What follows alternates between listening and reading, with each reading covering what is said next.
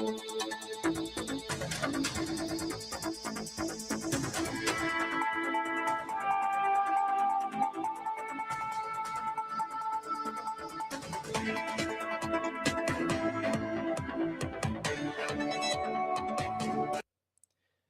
everyone. Welcome in on this quiet night, this quiet Tuesday night across the metro. And we always like to start with a check-in across our SkyTrack camera network and enjoying the calm stillness and not much traffic at this point of the night for folks out in Corridon. A shout out to Corridon.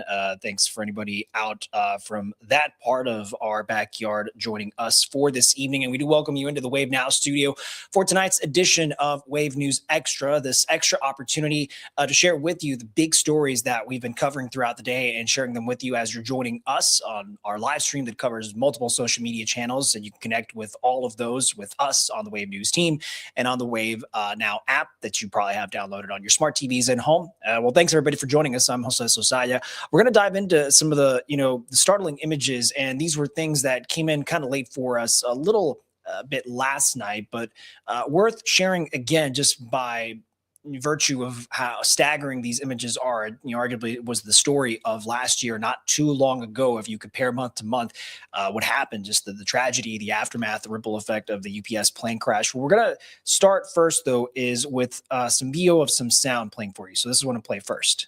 Let's go. Oh, okay. That way. I need you to get in your car and go that way.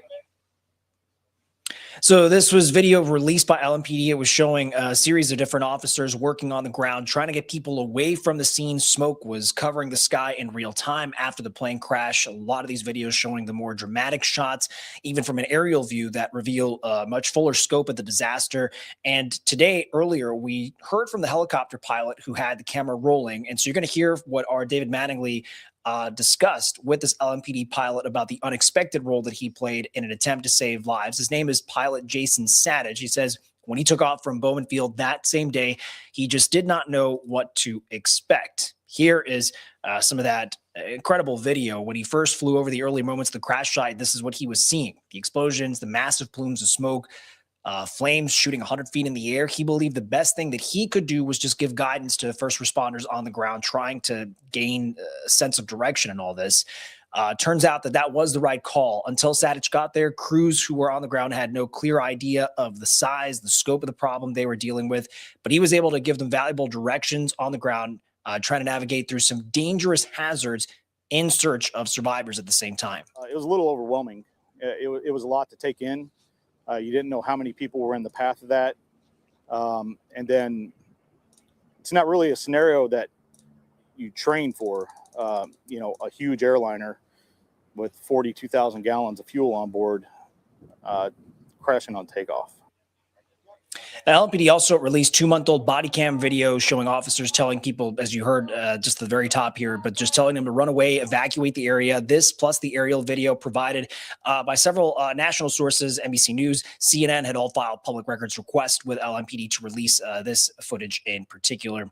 Unfortunately, we do know that the overall investigation is still ongoing into the crash. We know, up to this point, 15 people have died, 23 more were hurt. Several nearby businesses, all impacted, still trying to get full access in some cases to their buildings and their places of business. Reopening the area, we've reported that the plan was for 3 phases, though the city hasn't released an exact, day by day, month by month timeline for when all this cleanup work is supposed to fully be finished. Several victims and their families, we know in the aftermath since, have also filed lawsuits after their loved ones' deaths. We've extended coverage of the UPS crash, updated as much as we can whenever we do get the new information up on our website, wave3.com. And some more stories that stood out to us today, and this is just a mugshot, but I'll describe what the story involved. It was a Kentucky man who was arrested because police say he stole his ex-girlfriend's car while she was in the hospital about to give birth to their child together. Police out in eastern Kentucky, Martin County, say Christopher Millette was at Pikeville Medical Center Friday to go see his child be born. But investigators say the expecting mother, the woman, allowed him to sit in her car to stay warm because hospital policies prevented him from staying with her inside. And you read further into the arrest warrant, security video showed Millette driving away with the car. while the woman was, giving birth to her baby. Investigators say when she called to ask where her car went, he told her it was none of her business, hung up on her. State police then got involved. They arrested Millette Saturday night, and he is charged with auto theft. And more updates and stories we've been following this afternoon from the early morning, still in this case. It was a woman who was involved in a non-injury crash first this morning near Fern Creek. But unfortunately, she was killed as she was stepping out of her own car. This was around 7:30 at Bardstown Road and Watterson Trail. LMPD first got the call that this was a non-injury wreck. And that was the first domino in all this.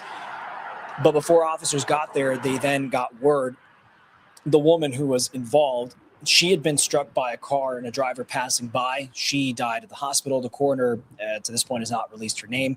And what we also know is the driver who then hit her, so the second impact involved, was not charged. Whatever comes of this, we'll make sure to update you on all our different Wave News channels. Crossing over to this update from Southern Indiana's side, and some of the work is happening. We let you know last night from our partners at the News and Tribune that it was going on, but here's the video site and the heavy machinery out there in Silver Creek preparing to remove the Providence Mill Dam. Crews kept working today. Let's call this day 2 to get this rock fill from the creek that the city of New Albany previously put there at the dam. All this really the genesis of the controversy, much starting because this is the site where 14-year-old Andre Edwards Jr. drowned May of 24.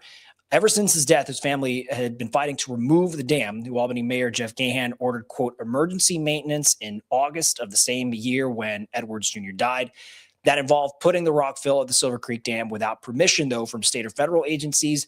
But the dam, in the end, now being removed after the city reached a settlement agreement with the Indiana Department of Natural Resources just this past December.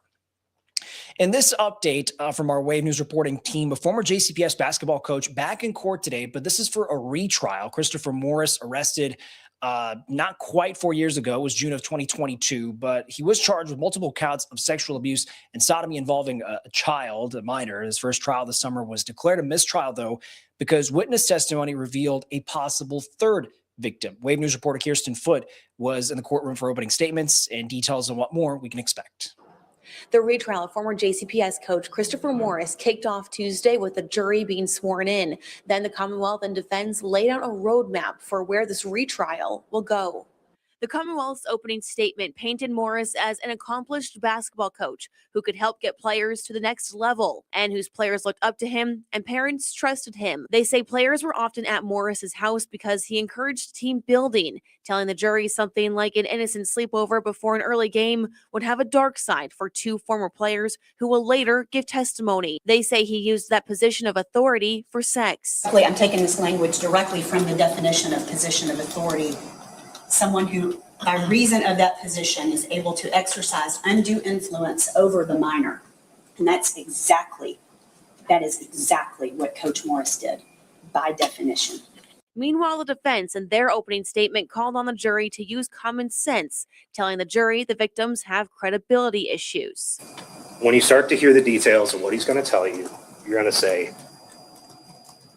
that defies belief. I cannot believe that.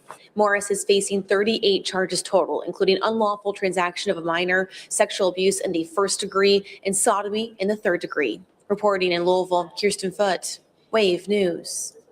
And we'll, of course, stay on top of any updates involving this case and any others that are going on in our courts across the metro and different counties and different venues, of course. Something we'll make sure to send those push alerts to your phone when you do have the free Wave News app downloaded there. Hope you stick with us. Coming up after this next break, we're going to take, what we're going to focus in on is the sort of preview of expectations for state lawmakers who are going to convene to do this budget session work for 2026. Lots of big interest items that they're going to have to discuss as they're having their debates and fleshing out the budget. Part of that is then going to set into a conversation of what also is going to be discussed for Indiana and for the temperature of some state lawmakers on the Commonwealth side of Kentucky to maybe mirror some of the changes Indiana has recently enacted and they're starting to enforce when it comes to food benefits. You've likely seen the headline as far as like the different U.S. states, the subset of the group of these states that set in these new restrictions for SNAP users who can't use these funds to buy soda and candy, for example. So as you know, some of these new changes are something that benefit users are going to have to navigate. We talked to a couple agencies helping people make those ends meet with their food assistance needs. So we're going to break that all down for you. Much more, of course, as we continue on tonight's live stream here on Wave News Extra. But we'll be right back after this break.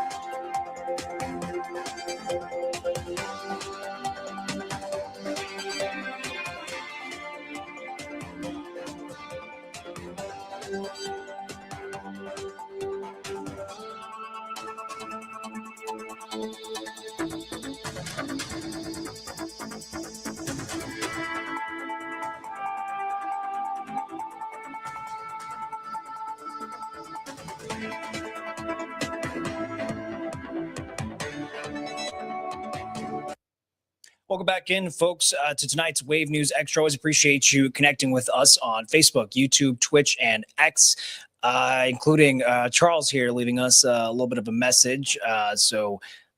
Just not quite able with the setup I've got in front of me on my computer, Charles, but appreciate you stopping by. And of course, for all the folks watching us on the Wave Now app, also always greatly appreciated.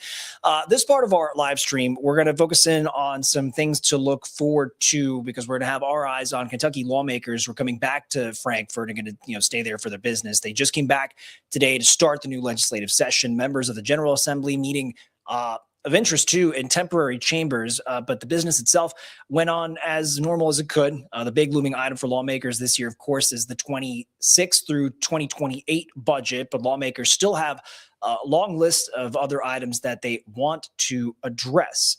As we'll set up some video, bringing you over here. Now, some of the items that we'll be following any votes or approvals on are going to be things like housing affordability, infrastructure improvements, childcare. Governor Beshear, we know, is again seeking universal pre-K funding for families in Kentucky. And as we reported earlier, state lawmakers are also looking to adapt to the booming AI data center investment push we've seen just within the last year. We actually talked to House Majority Leader David Osborne, Representative David Osborne, who says the General Assembly is going to be focused on solutions-driven policy that he says would support all Kentuckians. So now we have this building. Now There were all of those things that we feel like it's important that we reach some type of bipartisan, bicameral agreement to. And I think those will be, obviously the budget will dominate everything. But beyond that, I think you look at the work groups that we had, and those will kind of point you to our priorities. Apologies for the couple video skips there, but a number of bills were already filed in both the House and the Senate, so both chambers. One includes House Bill 11. The bill is sponsored by Jefferson County Representative Jared Bowman. He or at least the language, and it says it would, quote, establish a process for the creation of new independent school districts from a persistently underperforming school district. So that was the language referred to specifically in that. Will be interesting to follow. Wave3.com. We have up right now as part of the reporting our Logan Perone was doing throughout the day and you can read that, of course, we invite you to at any point, is looking at the new 2-year budget and the new challenges that lawmakers are going to have to navigate point by point with revenue, with funding. So certainly something you could check out up right now on wave3.com. As we're going to reset some things here. Worth noting, too, Indiana lawmakers are still working through their own several bills because the legislative session is underway across the river, in their case as well, coming back to the State House a little earlier today. But so far, both House members on either of the party sides, Democrats, Republicans, are agreeing to prioritize affordability, is how they phrased it. This is the last week for the House or the Senate on the Indiana side to file bills. Indiana's legislative session it does last 8 weeks, but it's going to end by March 14th at the latest. What I wanted to let you all know was something we've been also reporting actively for the afternoon team heading into tonight, and it's something we hope you join us for Wave News at 11, is where Julie Richardson has been working on in the context of the start of this new year and the changes that were, not just approved and adopted, but now in place for SNAP families and users on the Indiana side specifically. And what we spent some time talking to is about navigating any of these changes. We sat down with the founder, executive director of a nonprofit group called Let Us Learn, Gina Brown, that leader in the group. She explained, part of their mission, their work, so folks have access to healthy food, and there's probably an overlap of SNAP benefit users. They have a presence in 7 Floyd County schools actively. They maintain a greenhouse. And this is part of Julia's conversation with her, which will feed into our main report tonight at 11 about what the people she helps on a weekly basis are letting her know about the recent changes and their anxieties and their concerns about all that. They're worried. Families are worried. One of the reasons we received this funding is because we actually received it during the shutdown. And so we have families. We'll have anywhere from 20 to 50 people standing in line. And some of those folks are elderly folks. They're especially worried, right? And they bring their stools and they will sit and they will come a half hour early to wait because they want that produce and they know what to do with that produce, right? But for myself, I'll just tell you a story. I made ramen for Christmas.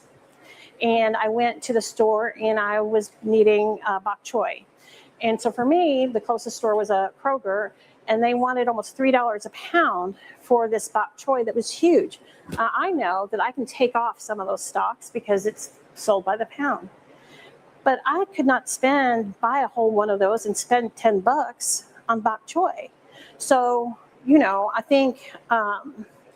think we need to make it easier for folks to buy healthy food and without they need more money. They need more money to buy. I think SNAP funds they're pretty limited. A family doesn't get as much as what folks might think that they get. A couple of $100 a month. I think $300 is about the upper limit. But I think most folks just need a little bit more help, a little bit more safety net. And so in terms of the amount, that's not changing. It's more so just the restrictions on. There's restrictions on sugary things. There's already restrictions on hot food, ready to eat food, like a rotisserie chicken. But as far as I know, I don't know all the particular details of every policy, but I do know that our families have spoken to us and they are ready. They're ready to hopefully supplement their funds with what we have.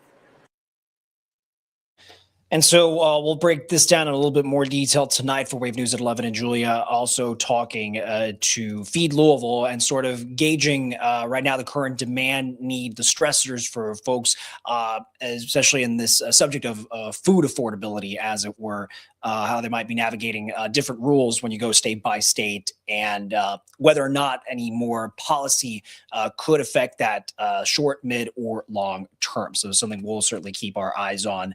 Now, in the let's say not long term, because we're going to talk about a story that's going to matter a little later in this year, 2026. And it has to do with the U.S. Senate race for who will ultimately succeed soon to be outgoing Senator Mitch McConnell. And another familiar face, once again, running is Amy McGrath. The Senate seat, again, going to be open once passed this summer.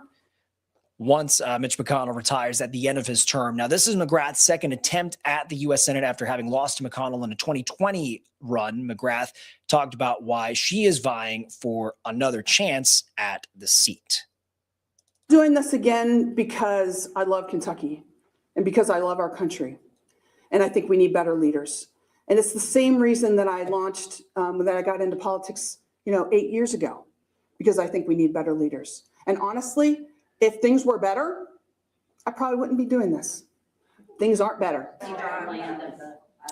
McGrath joined several other Democrats and Republicans already publicly vying for the seat. Now, a reminder, the primary election is May 19th, while the general election, which I was alluding to, is coming up on November 3rd. In a story here, we're taking a bit of a beat to check on a tragedy in Clark County, Indiana. Neighbors describe the inferno that was present at a Henryville home.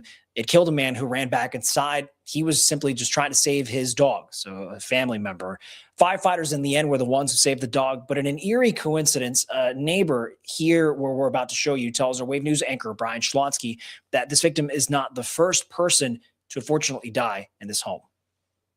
I was sitting right here and I seen an ambulance go by and the lights were flashing. Noel Witcher has lived in this Clark County, Indiana home since the 90s. He says Sunday around 5 in the evening, he was instantly worried about the neighborhood he loves. I walked out to the road and I could see the black smoke rolling up and I could see the flames flash every once in a while. A few doors down on Spieth Road, a home engulfed. Monroe Township Fire says they got a 911 call and the dispatcher heard yelling and a smoke detector going off, but not much else. The fire department says witnesses saw the man who lives here run back inside the inferno to save the family dog. Firefighters rescued that dog from a second-floor balcony, but sadly, the man who lives here died. He wasn't as old as me, but probably maybe 60s, I think. Witcher says he didn't know the victim well. I just had talked to this guy a couple times as I'd walk down the road. But the tragedy brought back haunting memories for his street in the Henryville area. So I thought, oh no, here we go, somebody else. That somebody else? Another man who died not just on this small street, but in the very same home years earlier. I mean, back in 98, when the guy originally bought the house, he had a heart attack and died in the kitchen. So he's the second owner that's died in that house. And it's like, I don't know, that's kind of freaky. And our thanks to Brian for that report. Now, as of our last check, firefighters have not released the name of the man who just died in this fire. We don't know if either family or friends have taken custody or care of the dog in question. What we do know is the Indiana Fire Marshal's Office is currently investigating. If we do find out, reach out for follow-ups, confirmations, and comments from the fire marshals. We'll make sure to let you all know what is going on there. We're going to reset now for another break to go over the next round of our big stories to share with you here on the live stream for the day. We're going to take sort of that international approach and then come back briefly to the metro for drivers out there. An update, obviously, all of last year, we were kind of discussing, trying to jump on what the changes were going to be for real IDs. And now a digital tool option if for whatever reason you just don't have the physical card in your wallet at that given moment, just something that you could then download onto your phone. So we're going to break that down as well for you here on Wave News Extra after this commercial break. We'll be right back.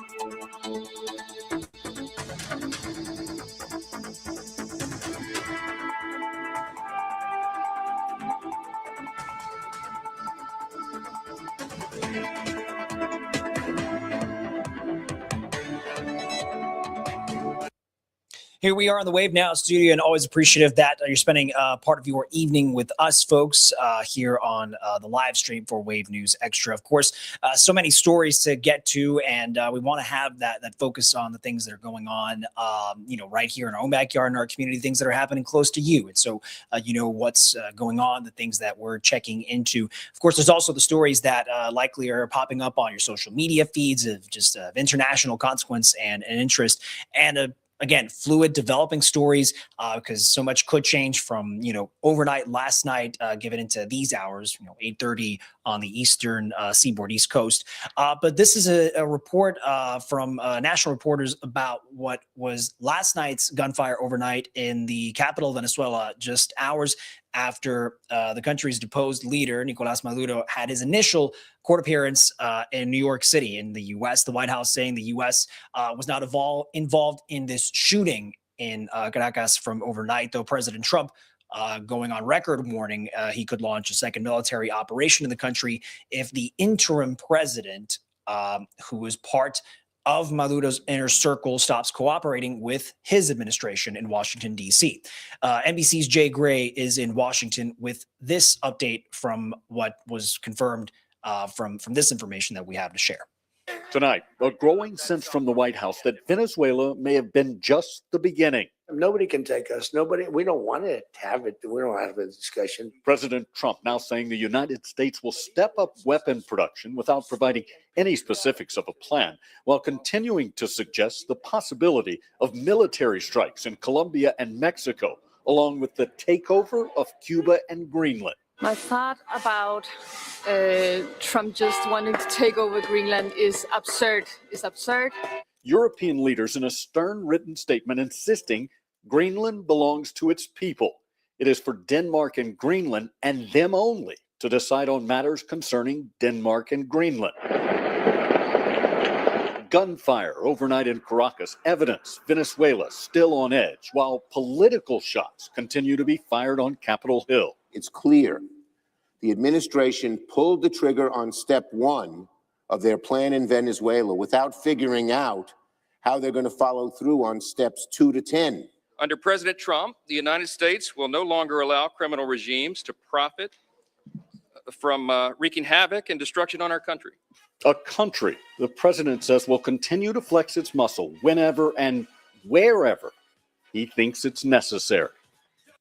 The full Senate set to get a briefing on the operation to capture Maduro tomorrow morning ahead of a Thursday vote on a war powers resolution that would require the White House to get congressional approval ahead of any future military operation in Venezuela. Jay Gray, NBC News, Washington. Now switching over to more international news that's gotten some attention. If you've likely heard of this Swiss bar where 40 people died in a New Year's Eve fire. Well, new reports have confirmed this place had not had a fire inspection since 2019. Local officials say it was supposed to be inspected each and every year. Authorities believe the fire started in the basement of this crowded bar after sparklers that were attached to champagne bottles were held too close to the ceiling in question. The bar's manager is under investigation. for potential negligent manslaughter, arson, and bodily harm. Well, this takes us back here to our neck of the woods in the metro, a former fire station and community center in the Parkland neighborhood. It's going to be turned into a new community space. We're going to show you. You've likely driven by it, and we're wondering what this could be. Whatever someone wanted to realize a vision. But today, Mayor Craig Greenberg joined by local councilwoman Tammy Hawkins to announce next steps for the Ashanti House Cultural Development Center. Established first in 1904, this was Engine 19, later transitioned to a community center before private owners took over. Well, this property was then acquired by the Land Bank Authority in 2020 to save it from further being dilapidated and then stabilized in 2024. Now the city says it's open to request for any bids for contractors to come in, do the first phase of a project to make the property itself functional at a base level. But once that work is underway, the city would then determine final use for the property by asking the community for feedback on what it should be. So now we have this building. Now we're going to be looking for developers. We're going to be looking for a nonprofit, a few nonprofits to go inside here. One nonprofit that will work with the city to spearhead this. So it's back in the community's hands. And so that was Councilman Hawkins talking there. The city is going to host a pre-bid meeting next week, so around January 14th, to allow anyone who's interested in bidding a chance to go see the property for themselves. And then bids would start to be accepted through January 30th for anyone who is interested. All right, elsewhere in town, a South Louisville restaurant gearing up for its 102nd year open. Again, you're probably very familiar with the place in question. We're talking about it, Mike Linig's. They say they're going to reopen Thursday, January 29th at 11 in the morning. The restaurant on Cane Run Road is known for their seafood plates and the family photos and artwork that they've got on their wall. This business started in 1925 as a small roadside stand that sold fresh fruit and veggies to neighbors and people in the area. So certainly a milestone of business operation out there. All right, well, a lot of us might know how to have installed things like Apple Pay on our smartphones. It's just a matter of how much of your financial information, bank information, these things are all tied to the supercomputers we carry in our pockets. And that way they wouldn't require a physical debit or credit card to then pay for things. You probably also see this at the stores. You can, touch, tap, or go in that regard. So now the Kentucky Transportation Cabinet says they're trying to do something similar for your driver's license, and these would act as real IDs. Reporter Alyssa Williams talked to transportation leaders about how this new app for a digital ID is going to work. In this day and age, convenience is important to a lot of us, and that's something the Kentucky Transportation Cabinet kept in mind when launching Kentucky Mobile ID. It's a secure digital version of your ID that you can use when traveling or at certain businesses. KYTC's Public Affairs Director, Naitore Jibinu, says this does not replace your actual driver's license or ID, but just creates another way you can use it. It can be used through the Kentucky Mobile ID app, which you can find on the App Store or Google Play. Jibinu says a digital ID will be especially helpful for people getting on a plane because you can now show a digital version of your real ID at TSA checkpoints. It's accepted at Kentucky's major airports, including Bluegrass Airport and Louisville's Muhammad Ali International Airport. So very similar to the way a lot of people prefer these days having a digital boarding pass instead of printing off a physical one, just to make it easy to pass through airport security checkpoints. Well, having this app will make it easy because you've just got it in the palm of your hand and you can just pass through TSA. They have all the equipment in place already to accept.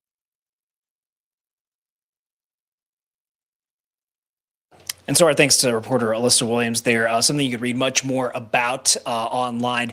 But again, a reminder, just now in 2026 and having applied some new travel upgrades on standards is that real ID is going to be required, for example, if you're flying on domestic flights. So you can have your passport, but the real ID is going to count for that. In that case, you have to have a real ID to show up on military bases. A few airports are not accepting digital versions of these digital IDs just yet. So make sure to just double check the locations you're flying out of ahead of time. One last thing to show you before we go for the night. When you think of Hawaii, you think of the tropical island, the breeze, the sand, the sunshine. Snow and ice. This is what these cameras captured falling on Mauna Loa and Mauna Kea. And yeah, at the summit of, in this case of Mauna Loa, it is the largest active volcano on Earth. But that's what happens when you're in winter and the temperature and the systems are just right. Winter weather advisory is still in place for this evening, at the same time as there's a high surf advisory in effect for the north shores of East Hawaii. Surf heights, we're talking waves of 8 to 12 feet possible until Wednesday morning for folks out there in the middle of the Pacific Ocean. But at least, looking on the bright side for Hawaiians, flood watch for the Big Island is no longer in effect. But just perhaps a refreshing, if not interesting reminder that winter elevation, cold, can still lead to snow in what we might associate as a tropical paradise. A reminder, folks, as we get any more information, confirmations in our original reporting of all the things that we want to make sure we let you know are going on, this is where you can get it. Just one of many tools to add this information to the stories at your fingertips is the wave3.com homepage. Again, updated as quickly as possible by our digital team, working late into the night, and all the different kinds of story categories and updates and reports to check in. These are things we also make sure to send to your phones when you download the Wave News app and the Wave Weather app. The storm tracking team also working hard to get you the latest up-to-date information as you move around and go about what you need to take care of, which is ultimately important. As we wrap up tonight, make sure again to join us for Wave News at 11 for the latest updates from our reporting team, from Chief Meteorologist Kevin Harnett, as we now go about the rest of our week here in early January. Hope to see you all join us at that point as well. All right, I'm Jose Sosaya here in the Wave Now studio. We'll see you back here tomorrow night. Until then, take care.